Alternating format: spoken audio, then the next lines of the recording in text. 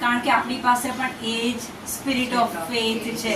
અને બોલશો, જ્યારે તમે વિઝનમાં લાવશો ત્યારે પ્રભુ એને હાક મારીને બોલાવશે. તો ક્યારે બી પ્રોબ્લેમ આવે ને તો never go away from this. યહૂદા ઇશ્કરિયોત પાપ કરે છે, પછી એટલો બધો અપરાધ ભાવ, ગિલ્ટી ફીલ આવે છે કે એ જઈને આપઘાત કરે છે, પ્રભુથી દૂર જતા રહે છે.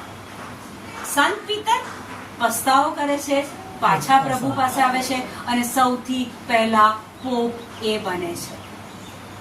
આદમથી પાપ થઈ ગયું, જાળીમાં સંતાય છે, અંજીરના પાંદડાથી પોતાની જાતને ઢાંકવાનો પ્રયત્ન કરે છે, પ્રભુથી દૂર નહીં જવાનું. પાપ થાય, ભૂલ થાય, તકલીફ આવે, સંકટ આવે, કશું બી થાય, પ્રભુની પાસે આવો, વચનની પાસે આવો, બાઇબલ વાંચો, બોલો. એ જ આપણું સોલ્યુશન છે.